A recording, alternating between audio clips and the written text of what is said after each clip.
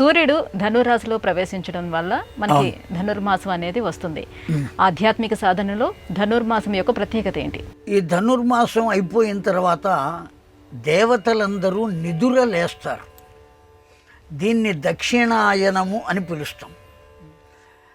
సంవత్సరానికి 2 అయనములు ఉన్నాయి. అయనము అంటే మార్గము అని అర్థం.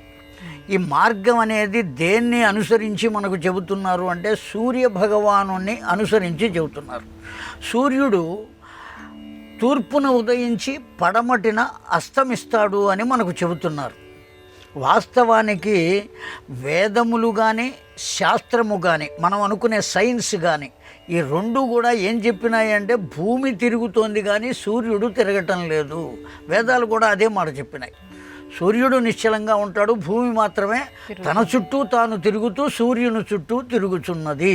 వేదములు కూడా అదే మాట చెప్పింది. కానీ మన కంటికి మాత్రం ఎలా కనబడుతుంది అంటే రైలు ప్రయాణం చేసినట్టే.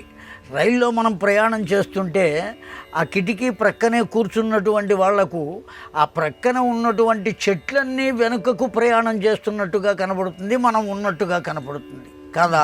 అలాగే ఇక్కడ భూమి తిరుగుతున్నా భూమి నిశ్చలంగా ఉన్నది, సూర్యుడు మాత్రమే తిరుగుతున్నాడు అన్నట్టుగా మన కంటికి కనపడుతుంది.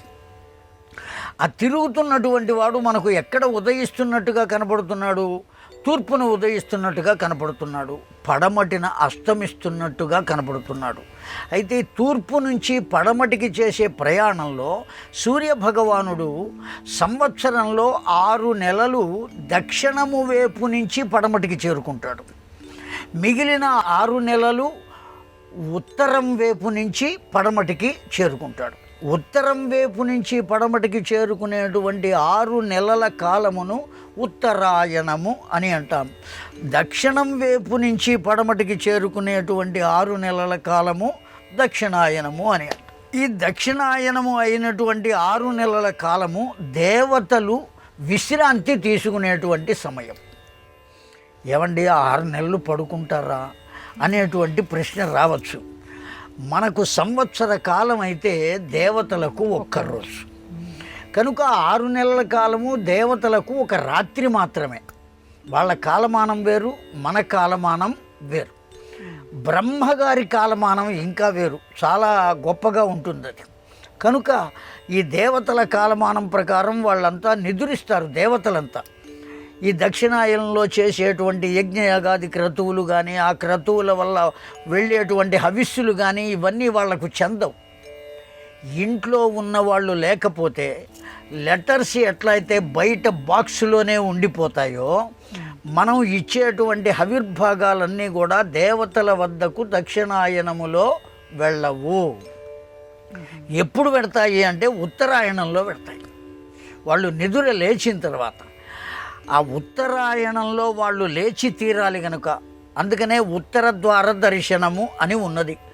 ఆ ఉత్తర ద్వార దర్శనం చేయిస్తారు. వైకుంఠ ఏకాదశి అని దానికి పేరు, పర్వదినం.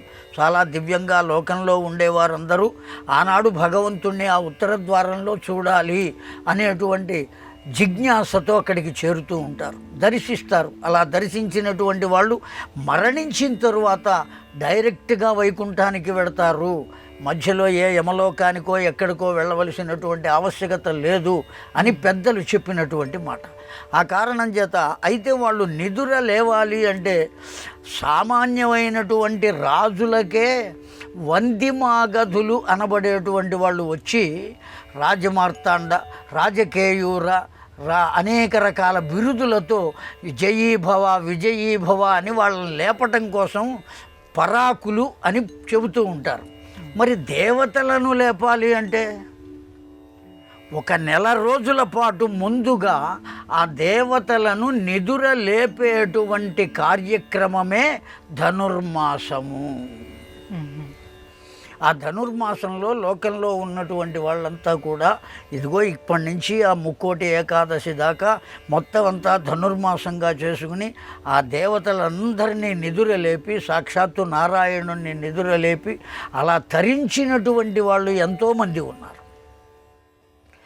అందులో విష్ణు చిత్తీయుడు అనేటువంటి ఆయన యొక్క కుమార్తె ఆవిడ అనేక రకాలుగా వాళ్ళ ద్రవిడ భాషలో తన స్నేహితులందరినీ కూడా నిద్ర లేపి మనం వాళ్ళని నిద్ర లేపాలి రండి అని పిలవటం, వాటిల్నే పాసురములు అని చెబుతూ ఉంటారు.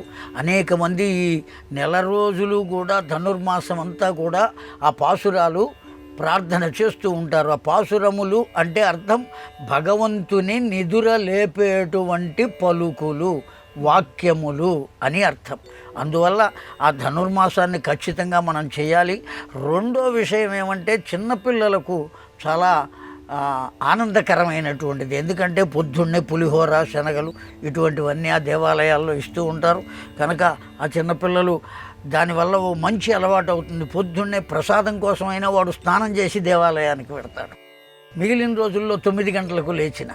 ఆ విధంగా ధనుర్మాసం అనేకములైన ప్రత్యేకతలను కలిగి ఉండి దేవతలను మేలుకొలిపి మనకు సహకరించే విధంగా మనం చేసుకోవటం కోసం ఏర్పడింది.